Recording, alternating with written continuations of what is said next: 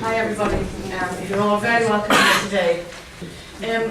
Some of you were here last night for a very special lecture by one of my all-time heroes, Herman Hertzberger, wonderful Dutch architect.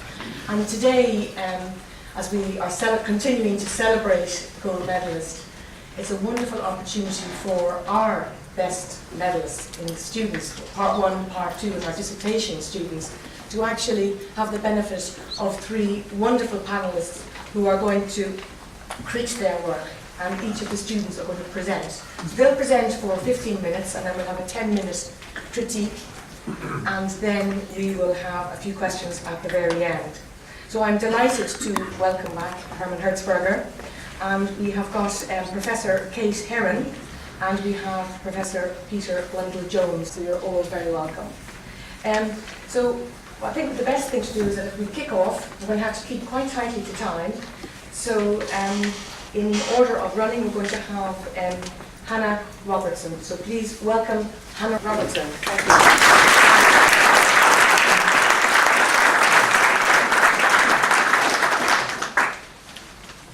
you. Good morning, everybody.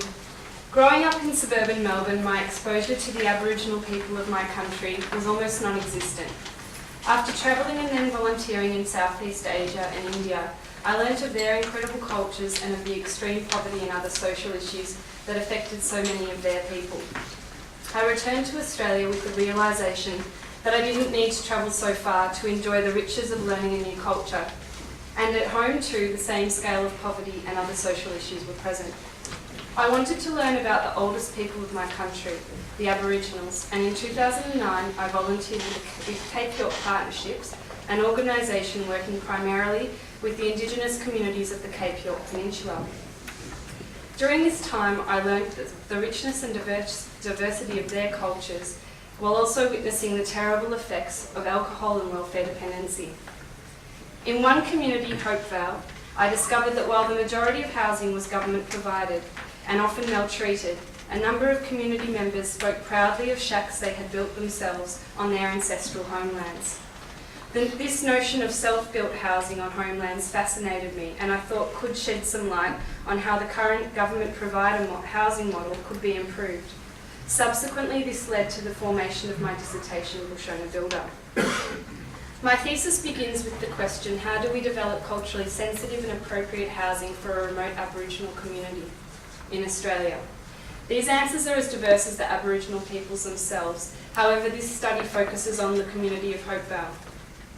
Hopevale was first established by German missionaries as a Lutheran mission in 1886 at Ellen Beach to protect the Aboriginal people from the harm of white settlers and to remove them from potential farming and town settlement sites.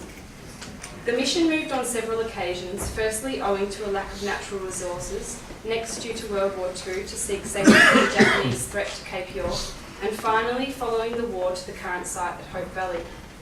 On each occasion that the mission moved, the community members built community buildings such as the church, the school teachers' quarters, the store, as well as their own housing, making the practice of self-help particular to Hopevale.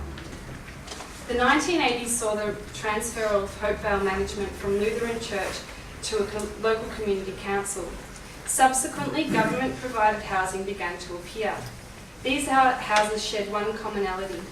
They relied on specialised labour and trade. As a result, the Hopevale tradition of the average resident building his or her own home ceased. The new houses came in a variety of forms, from low-set concrete houses to raised steel-clad homes.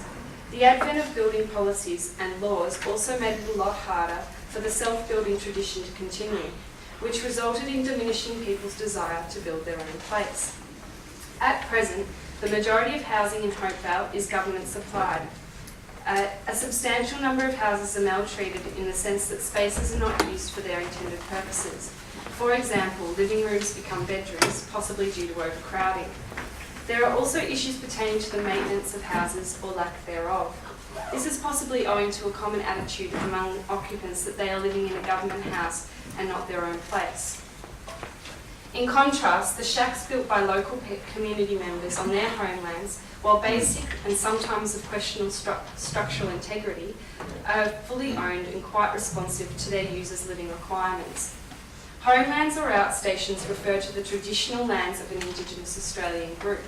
Homelands hold incalculable spiritual and visceral significance to Aboriginal people. Herb McLean, a Hopevale local, told me, and I quote, "When living in town, I like to live like any other people living in town. When I go bush, it's tribal. I like to have a fire and have a yarn. I like to sleep by the fire. After 3 or 4 weeks of living like that, it gets a bit difficult to come back away from that way of life." It can be argued that the current state of remote Indigenous housing stock is poor. While many houses in Hopevale community are well maintained, there are ongoing issues with overcrowding and the unsuitability to their lifestyles of their inhabitants. Further to this, according to Paul Memmott of the Aboriginal Environments Department at the University of Queensland, when it comes to homeland living, people prefer to live more externally orientated lifestyles, and as such, conventional house designs do not always suit their traditional behaviour. Provision of homeland housing has the ability to reduce overcrowding and affordability issues in town. However, it must also take homeland lifestyles into consideration. To do this successfully, the active participation of community members is required. It can therefore be argued that self-help is the most effective form of participation available. Since the advent of the Liberal consensus and subsequent introduction of sit-down money or welfare payments, the role Indigenous people have come to play has largely become a passive one. Paul Haar, an architect and self-help pioneer, explained to me that in the rural and remote settlements of Indigenous Australia, the culture of housing has long been driven largely from the outside. Government agencies, external consultants and contractors take charge as the active providers, while the families housed remain passive recipients. Self-help challenges this model by providing families an opportunity to help themselves and subsequently gain a true sense of ownership and empowerment. Participation in self-help could encourage other productive pursuits, be they educational, economic or otherwise. In developing the designs for this project, I used 2 separate methodologies, the first observation and the second collaboration. The observation-based design emerged from documenting the living patterns and construction of existing self-built shacks on homelands, as well as a comparative study with the houses in communities. In contrast, the collaborative approach involved interviews with a dozen community members where I tried to distill the significance and aspirations for living on homelands. This process involves sitting down with the family to undertake a hands-on model-making process where my role as architect was to facilitate the creation of a shelter that captured both the needs and aspirations for homeland dwelling. I found that observation of existing self-built shacks could accurately depict what there physically is, and how the spaces are used without encompassing whether it is there out of preference or necessity. For example, corrugated iron walls, which feature heavily in the self-built shacks, may be used because the material is readily available and cheap, not because it is preferred. Observation still has its place, and every structure has a budget, and in the case of bush owner builder, funding is minimal. Thus, observed trends could assist in cost-effective decision-making. However, it is arguable that there is much to learn beyond the mere observation of existing structures when creating a design. Paul Valeris of Health Habitat asserts that if we dwell too much on the romance of the structure, we will miss the really important things that underpin it. A collaborative approach has the ability to capture what may not be physically apparent in terms of people's desires and aspirations. This process, like any other, has its dangers and limitations. Firstly, when given creative license, people can let their imaginations run away without considering the reality of fitting in within budgets, timeframes, and a limited skills base. But the essence of these ideas, however grandiose, are still very important and offer opportunities that can be distilled into realisable outcomes. Secondly, choosing to collaborate in depth with one particular family may result in a fitting and appropriate design for that family, but may not be the best solution to be rolled out en masse.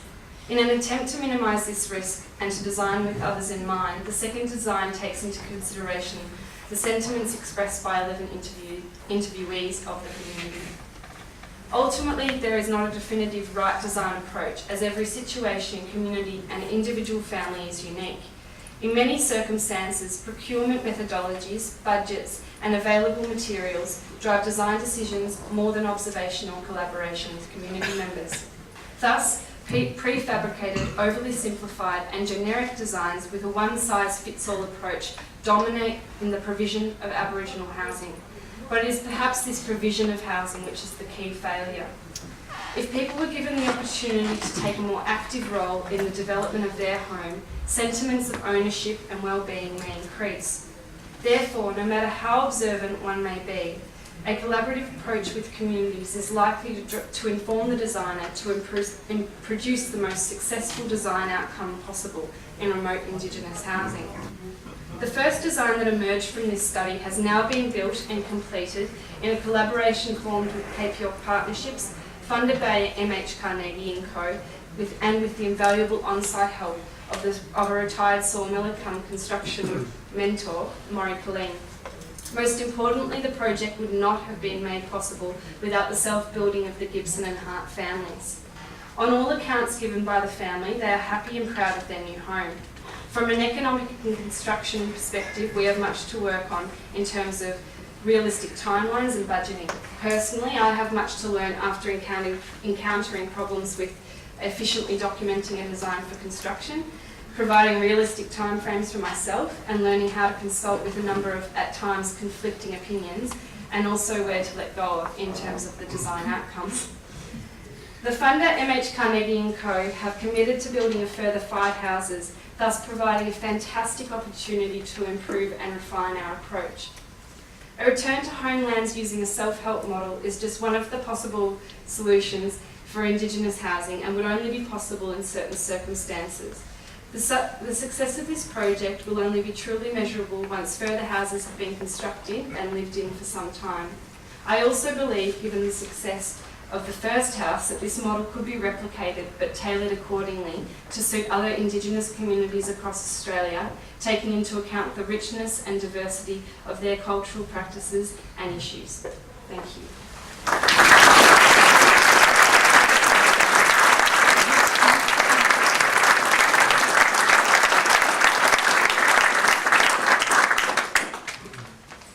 Kate, would you like to maybe ask the first question? Thank you. I'm assuming this is working, people can hear me. Congratulations, fantastic piece of work. I think for me what's so extraordinary about this work is it seems to be developing new research methods and new ways of recording your research. And you've talked both about observation and collaboration, and yet you seem to be both all the time. I mean, even when you're collaborating, you're observing the collaboration, and I think you're recording it, and that seems to be an enormously rich way of working. My question really is, this seems to be so near to a major design project, and I'm wondering where the dissertation and the major design project, the boundaries, we may have shifted it. Well, at Melbourne University we don't have a separate dissertation category, we do have just a semester, a 13-week semester to do our project. And because I had thought so long of what I wanted to do, I started working on it a bit beforehand, and I realised for these very simple designs to be justified as a design project, I needed the words and the research behind it to back it up. And in fact, I did think it was a design project, and when Philip asked me to submit it for the dissertation category, I then looked up what a dissertation was. So, it's a combined one. The boundaries have always been shifted. Because I didn't know. But can I just do a quick follow-up, which is really, has this led into new work for you? Is this now your... Yes, well, I'm in London until tomorrow, but then I'm moving, I go home to Melbourne, but I'm moving up to Cairns to begin working with Cape York Institute, which is a partner organisation for Cape York Partnerships, which, and my role will be as a design strategist to come up with ideas for social policies, for education, welfare reform, housing, so a range of projects. But then I hope to combine that work with architecture work down the track. So, yeah. Can I follow up on that? So Yeah. I was the chair of the panel of judges, and we read 47 dissertations, which takes a week. And we started our debate about the 47, and very soon got down to about 10. And then we got down to about half a dozen really good ones, which we were arguing about because they had different strengths and weaknesses. And normally, if there's a design involved, we start judging the design as well as the dissertation, and normally the design isn't as good. And so it's a disadvantage to be, people do design explorations which are then presented as dissertations, and those usually fall by the wayside. But this, we had really the opposite effect, that actually on top of all this work about the Aborigines and about participation was a design that we found surprisingly convincing. So you had done the whole lot, and that's really why you came to the top, because there were some other extremely good case studies which we would have been just as happy to premiate. Well, I'm glad you didn't do that. and for me personally, I mean, it fulfills three things, really. First of all, the Aborigines. I've read some of the original 1890s field work, and I'm very interested in the Aboriginals and their architecture. And also the way that we assume that they had no land, and they actually didn't have land rights till 1975, but in a way much more anchored than we are, because they believed that you were conceived by the spirit of an ancestor who would enter your mother at a particular point in the landscape, so you were anchored to that forever. So there's that, and the understanding of that, and also having more respect for the Aborigines' original architecture. There's also participation, which is the only way that we are going to stick architecture and society back together again, and get away from the indifference. And then there's the live project of actually getting out there and doing it with your own hands, and dealing with that transition through practice. So it was wonderful. Yeah, I'm a little bit confused. Who was the student and who was the teacher, in fact, in your project? Were you learning or were these people learning?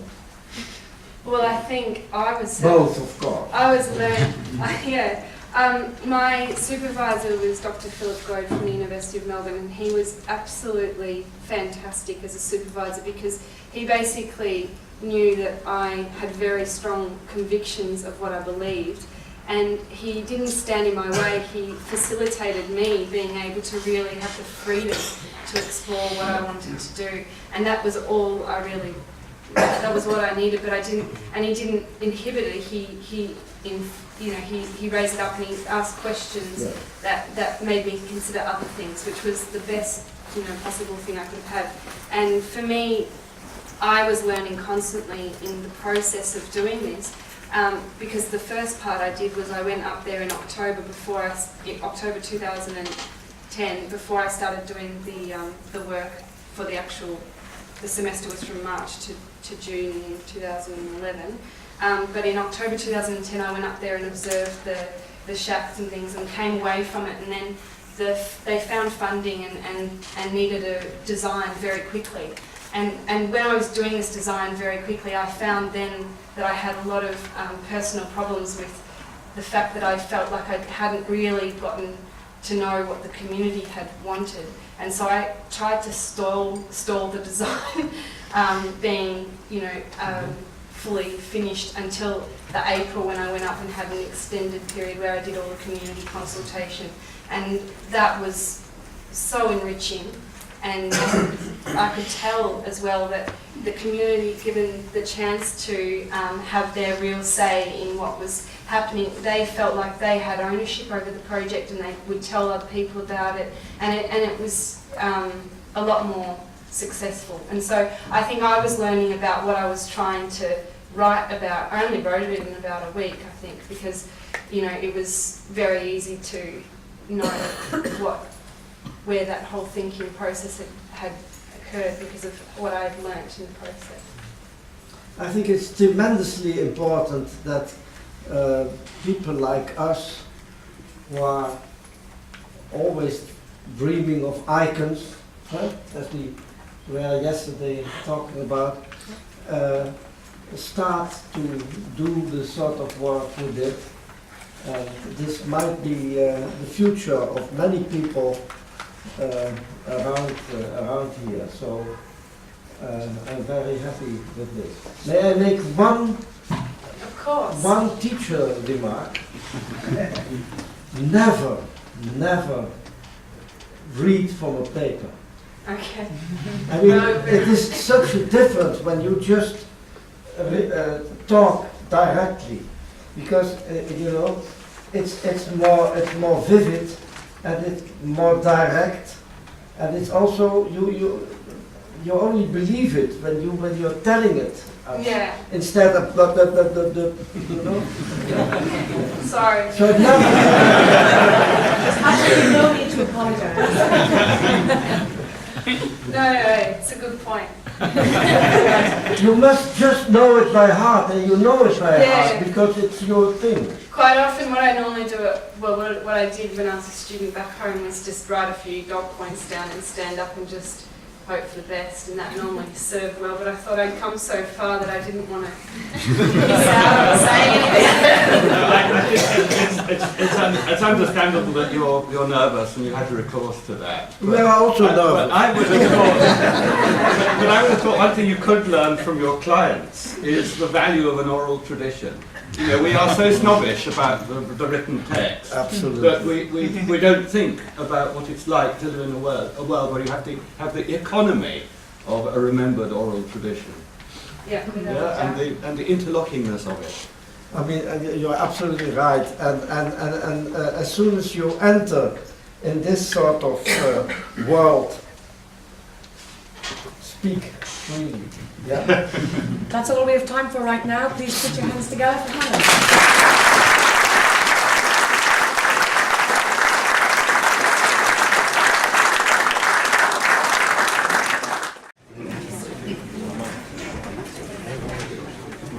We now have our bronze medalist. Please welcome Basil McCarthy.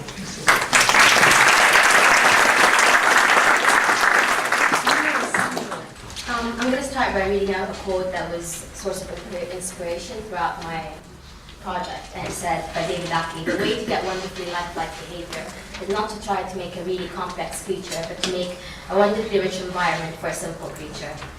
The project speculates on sound energy and ambient space within the extreme setting of an active granite quarry located on the outskirts of high-tech city Bangalore, the Silicon Valley of India.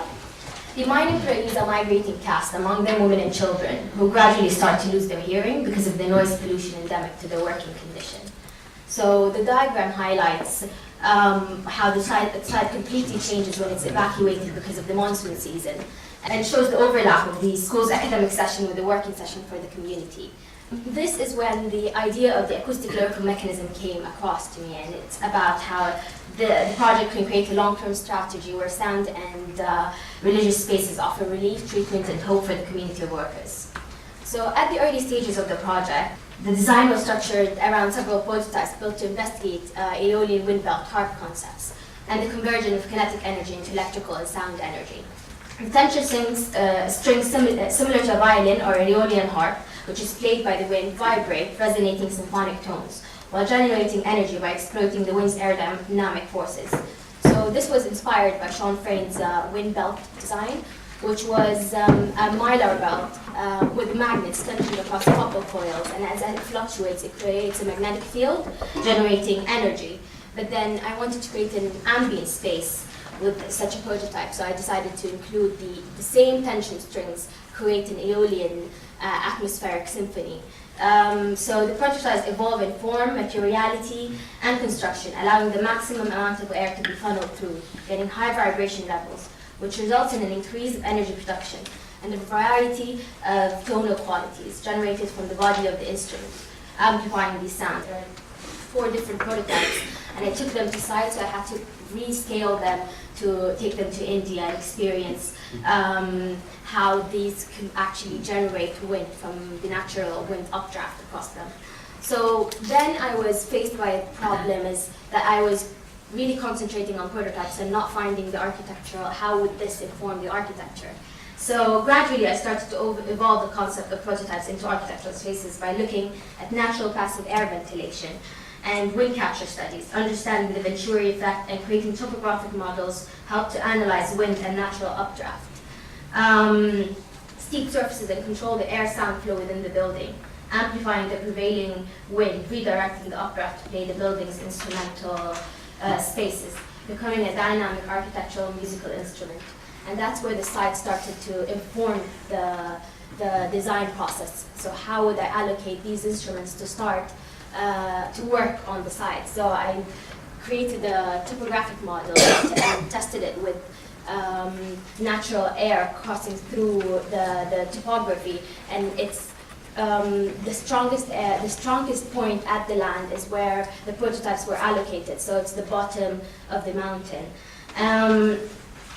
So, inspired by local religious traditions, the design is built around an existing sacred temple. Located within a thin excavated area, a gradually crumbling land disappearing daily is also known for the sacred, a sign of humanity in a place where the machine is dominating. So, the only building left on site is this yellow temple, and everything else is being activated from the land. And it's where I decided to position, so it's the heart of my building, and it starts to become the entry point for the project. And then it is channeled into a retreat space. A retreat space where a larger place inside the rock face to protect against the man's constant hammering sounds and blast vibration. It offers an entry point that then channels into a retreat chamber situated 30 meters above the quarry's floor, high enough to escape the destructive noise and yet embedded enough to listen to the sound generated by a layer of adaptive skin mechanism attached to the cliff rock. This skin responds to a range of complex and often competing physical and environmental conditions, rejecting the destructive noise and yet amplifying the wind and vibrations to play the instruments. Sound actively shaping the spaces inhabited, inverting the severe conditions found on site into a melodic ephemeral symphony, enhancing the perception of that same destructive phenomena. This was the early stage of the project of where this section came from, and it was only about identifying simple stages across the project of how these prototypes can enhance and gradually change the tonal qualities across the building. So as you reach the top of the escape retreat space, you experience a completely different atmosphere to what is heard at the bottom of the building, which is only because of the opening for the updraft to enter and start activate the sound instruments at the bottom that you hear the destructive noise. And then gradually you start to mutate that destruction and you hear the atmospheric symphony that is created at the top, which is also visualized with the mechanisms that are part of the structure. Operating as a sensorial extension of the existing temple, the building engages its users in educational programs with lyrical mechanism, tuning tools, and sonic workshops. I looked at concave parabolic volumes with thin wooden layered walls and carved out granite stone to create each specific space, which was also an influence from the prototypes that are generated at the beginning of the year. So sound mirrors, acoustic horns, and war tubes were a sort of inspiration in the materiality formation of how I can generate that sound, but also amplify it so it's heard through the building, rejecting that destructive vibration from the site. Tuning tools and sonic workshops, this detail that was found on site on the building is typically afforded to the manufacturing of musical instruments. The acoustics are enhanced with the quality of the space. So in the internal detail, fragile spaces sit in high contrast to a rough external setting.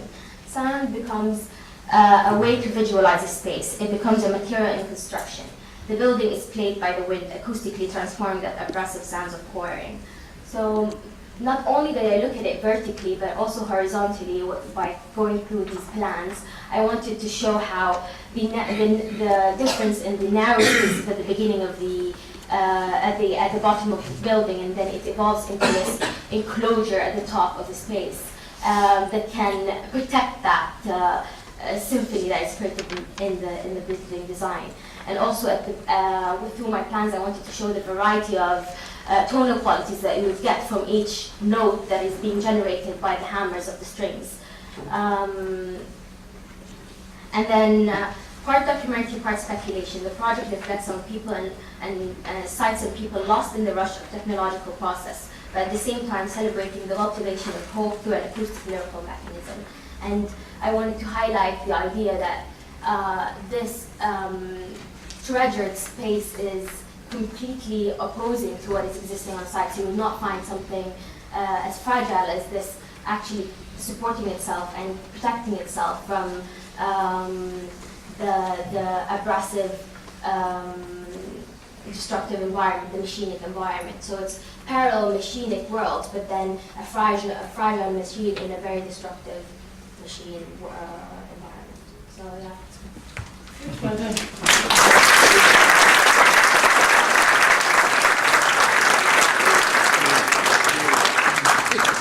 Very beautiful drawings, and you've designed a very interesting musical instrument. But what's going to be played on it? The wind. But why? But what does it mean, the wind playing on it? What did it mean, with alien harps and so on? It means that because of their loss of hearing, it becomes a form of retreat. So they escape that. They work for 16 hours a day, and this becomes. It overtakes the temple which is existing outside, so it becomes it's an extension to the temple. So the temple not only becomes a space to escape religiously, but also it becomes a place to solve the issue of gradually losing the hearing. So it becomes more than just a space of praying and completely leaving a space, but also treating that environment, treating the effects that are from that environment. So yeah. Do you have any example of the sound, as it's all about acoustics and sound? Do you have any recording of the noise that you think it might make? Yes, I do. Do you have it with you? Yes, I have it. But it's an Aeolian.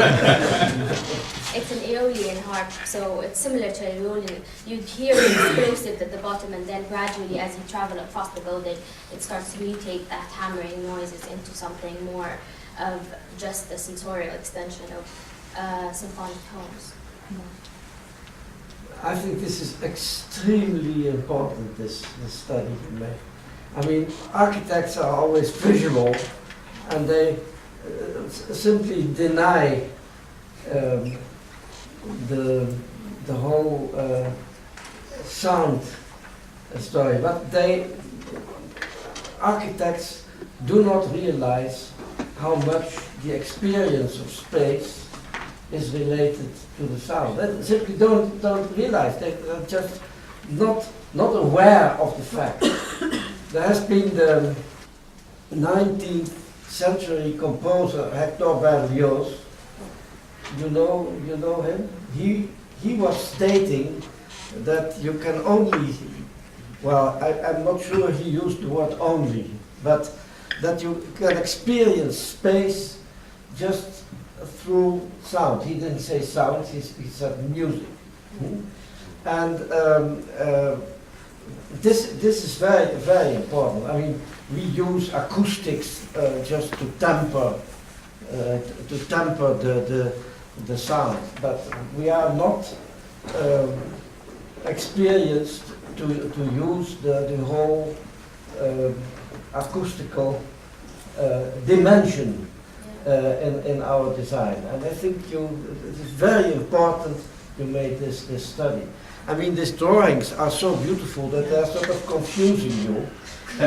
Because maybe you should tell this story now. My teacher remark comes with just a simple drawing, because what you try to say is to withdraw from the visual and more on the sound. I mean, the sound of the world. I mean, it's as important as the visual. and you have your eyes to look, but it's very important to know that you also hear space. This is really fantastic. Yeah. Please, would you like to say? Thank you. Well, congratulations. Very, very beautiful presentation. But I think, like the other panellists, the way I'm missing that one bit, which is the sound that this building generates, and that should have that. it's so it's such an extraordinary idea that you make a building that generates sound, and nothing has ever been quite like this, really. But it was a project I could see never quite having an end. I mean, I could see this staying with you for years as you go on refining the music that your building might make, or that you refine the building that that the music is a result of. And I just wonder where you are now with it. So it's a terrible habit of a critic to say, and what are you going to do next? But actually I'm very interested in what we're going to do next, because this is taking you into an extraordinary area that's highly imaginative, highly speculative, and yet has a core and kernel of realism in it. I mean, and something to do with how do we deal with buildings the activities that produce deafness in the people who are in them, and then how do you make a building that makes a sound that is actually a calming and regenerative process. So that's a sort of realism that could come into very simple. It's also the sound of the building itself. But I was hoping you would say that that there was some kind of religious connotations of music. I mean, I don't know what the history of the early harp is, but presumably they thought it was the voices of gods or the voices of ancestors. And so there would be a kind of social connection. And then, the thing would have built up over generations. And I don't know whether there's a clue there, there's something to research. Of course it's the sound of the ancestors, because it's still the same sound with the ancestors and I the think it's more than just the sound of ancestors, it's more of the sound of the site, so it's creating, the sound is only generated by what is happening from the site, so the vibrations and the explosives is what's feeding into the machines that then produce the sound. So it's producing a negative of what is already there. So it's not taking in the ancestors into, it's not only just playing the Aeolian harp, but it's playing the Aeolian harp from the vibrations that are existing on the site. So it's playing the sound from the moment that is being produced at the site. So what I think as well future-wise is that gradually the land is going to start to disappear completely, and nothing would be left except for that mountain with the temple and the space that is existing outside. So and then they would evacuate the place, as there's no granite for them to.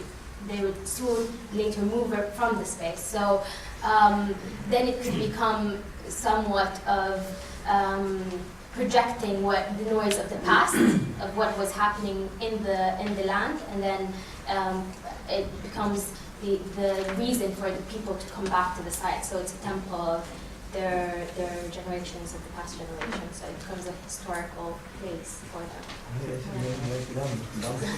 Time dimension. Okay. There's one interesting point. Yeah. Where does the sound starts to be music? And sound and space, they are one unity. Yeah. But where the building is going to become music. This is the next step. Yeah. Right, that was wonderful. Thank you very much indeed.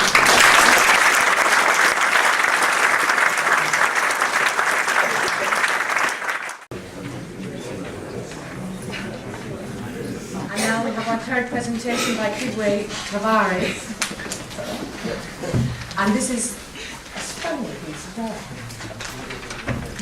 I'm cheating a bit because I've got a 5-minute video to play halfway through my presentation. First, a quick intro. I studied at the Bartlett in 2015, which is very kind of conceptual. And we're a film unit, so we also use kind of moving image and film to kind of help present our kind of architectural ideas or concepts or designs. And I got an email from my tutor last summer, and he said, well, I want you to start thinking about uncertainty, and that was our brief for the year. So one thing I kind of started thinking about what I'm really interested in, what do I really want to do, and I started thinking about kind of topics of race, class and identity and how they kind of circle around in my head and how they all kind of form into this massive thing that no one can really kind of deal with or solve.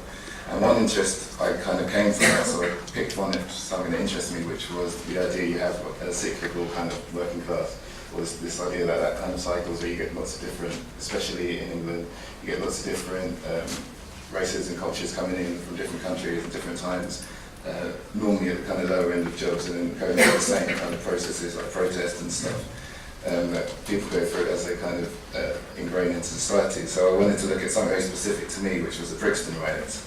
And how that kind of changed and affected my life. So that's a narrative within that system. So the next step was to kind of think, how can I add to that, rather than kind of retelling a story that's documented already. And I started thinking about, do I abstract that and use robots and set it in the future? It's a chance for me, one, to design lots of environments, lots of rich environments, and look at kind of Brixton on a master plan level, but also the design of the robots and whatnot. Secondly, to kind of design a film, which, the same as in architecture, there's lots of different bits which you kind of have to all add to kind of make this final piece. And so from now I'll show the film and I'll talk through the slides about the process.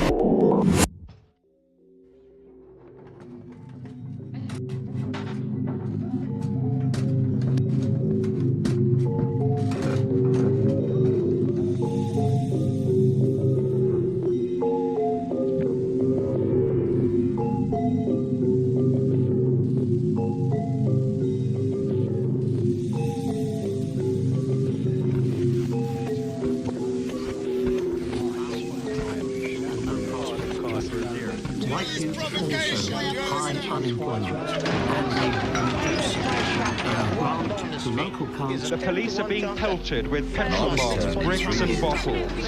In return, they drop truncheons on their rivals. Black smoke from blazing houses based on law and order and also these are not particularly that the thief has been there very difficult, and I want to say this again. Well, of course there's an awful lot of looting, but don't look at the police, look at the looters. You need an awful lot of policemen to look after 800 marauding young blacks.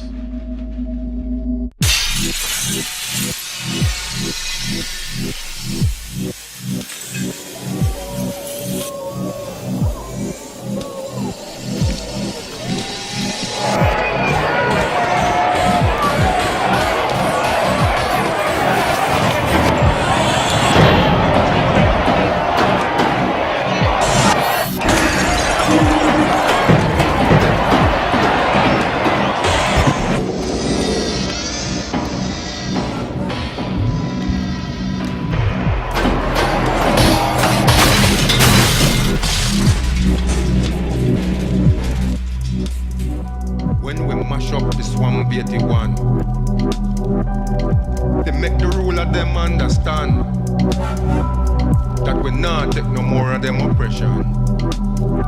And when me check out the ghetto grapevine, every rebel just a rebel in them story. Them a talk about the power and the glory. Them a talk about the burning and the looting. Them a talk about the smashing and the grabbing. Them a tell me about the vanquish and the victory.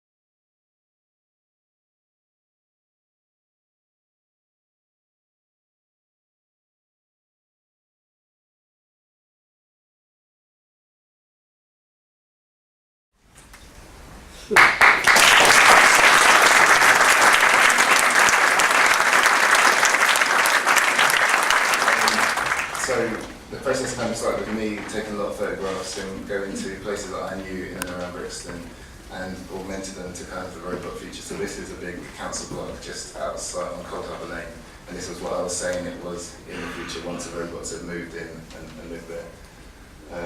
And again, an adaptation of the high street. So these were the kind of images I used to basically set up the whole project, the whole kind of feel. There was a lot of research, a lot of looking for locations to shoot, a lot of just taking a lot of photograph and reference material, and looking at all the different, because it was very important about the spaces that you kind of explore in a film. It wasn't just about kind of looking at them, it's about how you move through them, how you can translate, how you use real footage. And again, just looking at places to film, types of movement, how you use the camera and stuff like that, and trying to relate that to kind of get like emotion and from the film when you watch it as well, because I think that's something that can add to understanding the space, what you feel like when you're inside that. And similar to kind of a program or when you do a film, there's all these tiny little bits that you have to put together to kind of make the whole overall piece, and it's similar to a schedule on the building. You can't start bits until other bits are started. And there was a lot of planning. So there are four kind of main sequences: setting the scene inside the kind of bar area, in the robot's mind, and the riot scene. And the first one was all filmed.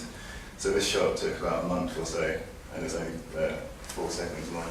And that's everything I had to design for the shot. And you see in the top right the original plate, and then how you kind of add all the different layers, and then what you get at the end.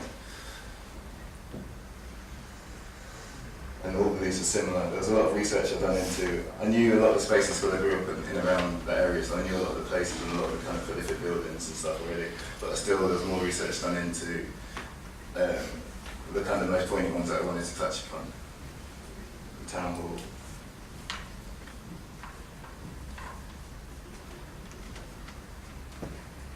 And the second sequence was a full environment which was designed in the computer, and it was meant to be a space or based on kind of the Dog Star basically in Brixton, a space where the robots go and they hang out.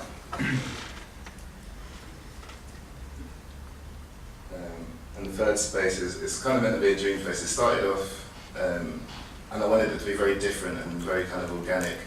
It started off the idea that this was a space that's not real, so it's what the robots create in their head. So I started off with these very kind of, so these are meant to be how the robots would think. So there's people often draw parallels between really organic stuff coming from really kind of like processed things.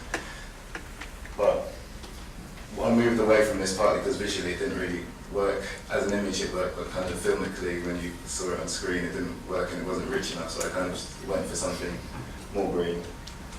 Some of the references again I touched on. The final sequence, the riot sequence, was made up by using a lot of images from a photographer I met called David Hoffman, and he basically, and interviews as well I conducted, and I basically kind of set out the story of the riot. So you first see kind of lots of people running away, then you see a resistance against the police, and then you see the aftermath. And I wanted to set these up in photographs and then set these up on the computer. So the first thing to do was to adapt his original photographs into kind of my future version. And the next thing was to use those photographs to make a collage and amalgamation of what I was trying to tell from start to finish. So you're meant to read it from left to right. So you see everybody running, and then by the end you see kind of Brixton destroyed. And then augment that into the robot version, and then build that in 3D. And then, as I was saying before, another thing was the character design. Each kind of character was designed in quite a lot of detail. And it was just mainly to kind of, the same as when you detail in on something else, on like a part of the building, it was just like really looking at how it works, how it fits together, what it looks like when it moves. And these are some of the sketches, and some of the development kind of images. And that's it.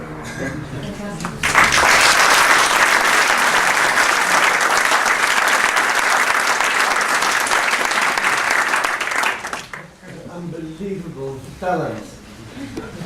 What are you doing with that talent? I mean, what's the progress? The progress, that's done really well, like in the film world as well. So I mean, you quote Marx saying that it's going. Yeah. But what's the perspective of it? I mean, for me, it's incredible. It's a new world. Yeah. I mean, I can hardly follow it. And I cannot understand how man can make such a thing as what you did. But what's the progress? From, how do you mean? I'm an old-fashioned guy. I want to see progress. I'm not talking about a better world anymore. Yeah. But I'm talking about a world which is not worse than what we have already. So therefore, I need progress. Okay, understand. I think what I was trying to do with the film was to make commentary on today. You're right, I'm not talking about... So you're a journalist? Huh? You're an architect? Maybe, I don't know. But I wasn't saying, you know, this is what the world is going to be in the future, it's going to look like this. This was my kind of perception of it. And the idea is that things go in circles, and that's what I'm saying, that things kind of repeat, and then they kind of did repeat in terms of what happened post this and in the summer. So I wasn't saying, you know, in the future we're going to have all these robots running around, they're going to replace everybody. I don't really think that. Use your talent to save the world. And I think there are moments when a new project suddenly hoves into view that is absolutely ground-changing. I mean, the ripples from projects like this will go on out in certainly in education, but I'm very taken with it. You know, and what do you do with this to change something that you perceived so accurately, so described so acutely, and has absolutely chilling consequences? Yeah. And how do you get out of, I mean, history repeating itself? The farce. What happens after the farce? Is it gone being farcical?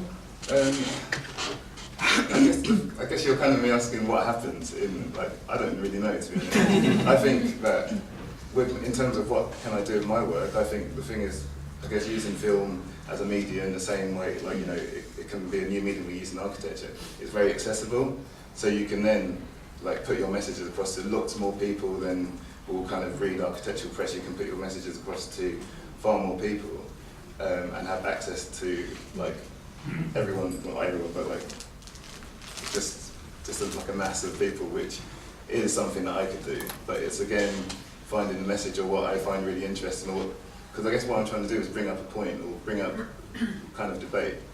I'm not trying to say I know what's going to happen or really predict, and I don't really know the solution to a lot of them. I also don't think that a building is a solution to lots of problems. And I don't really know how to answer your question, I guess, because you're kind of asking me to answer these quite big questions. Well, they're huge questions. Yeah. And you've posed it. I mean, you Yeah. have posed this enormous question. Yeah. And what's been quite interesting is that there's been a very mixed press reaction to your award, which has been highly supportive and also saying, is this really architecture? Well, I mean, I would say, yes, absolutely. Yeah. Of course this is architecture. This is profoundly architectural. But you have opened up something that is going to be more than you can answer. Yeah. I'm just wondering how we answer the next thing.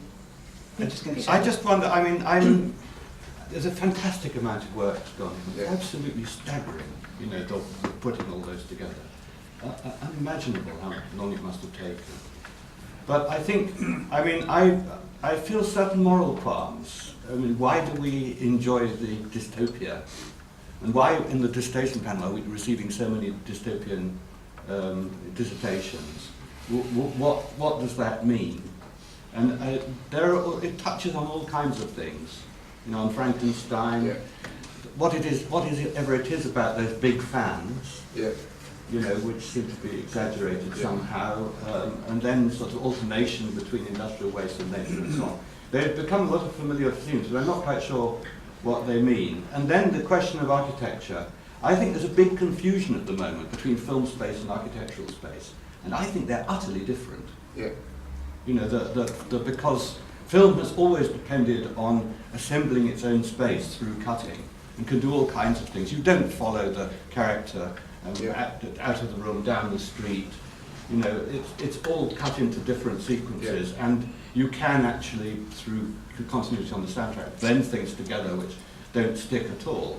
You know, and all the spectators are completely convinced. So it's utterly different from architectural space. I'm quite happy for you to go and be a filmmaker, you know, but I think that's different from being an architect. Now, I think what you're doing is very, very different from trying to help out the Aborigines, which is what we started with. So, how do you see yourself in that company? Well, I guess I've got two kind of responses to that. If you're saying film space is very different to architecture, but I think that architecture consists of lots of different things. I don't think it is. I think architecture, you can have photography, you can have art, you can have film, you can have all these things that kind of go into architecture. I think architecture is kind of, in a sense, almost bigger than, I think film's a medium. I don't think architecture is necessarily a medium. What do I do from now?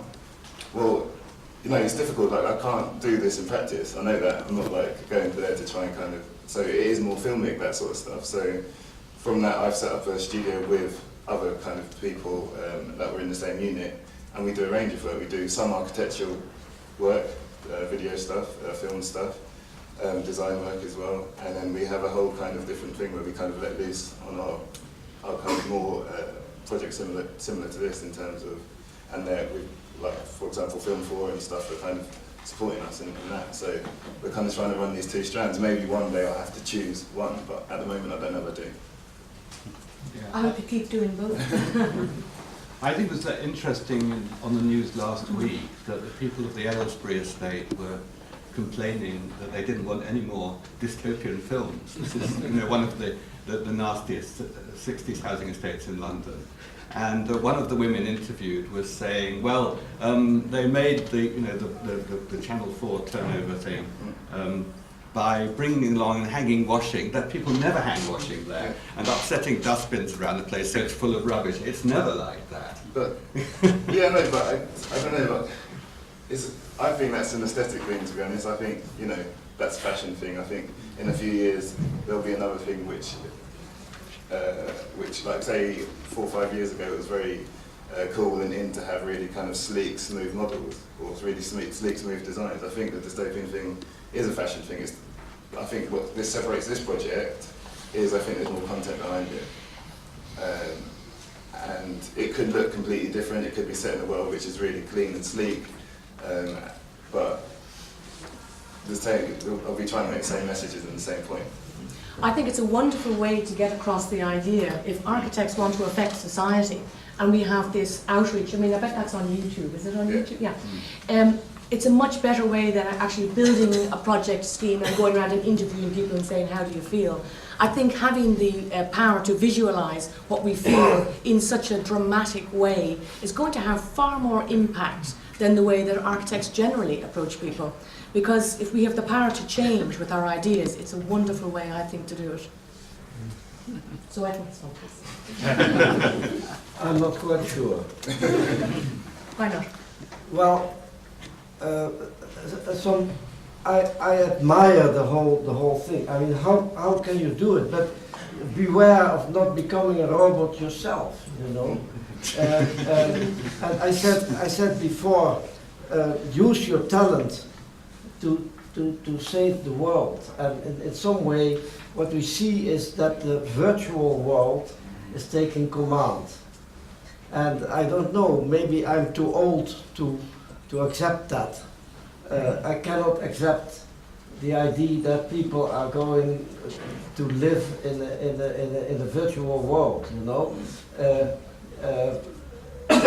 In some way or another, the virtual world is already around us. You know, what we see on the screen is going to be the reality, and the reality is just a sort of unimportant derivative of it. And you are working on that thing. Maybe I don't understand it, and maybe I should not say this, but somewhere when we lose the direct contact of people and the direct real world of being able to feel each other, then I'm not at home anymore. I guess I don't see why you lose a direct world of, like, say for example, if you make a piece which is a film, and people sitting here, we're watching it, we'll talk and discuss about it after. Just because I'm working on it, I'm not necessarily working on it, always going to be working on it by myself. Like, that's something separate. Like, we still sit here, we talk about it, we'll discuss, and we discuss after. Why have we lost that direct contact? We're discussing about it now, I don't know where we've lost it. Perhaps we do. Well, can we put our hands together? Thank you very much.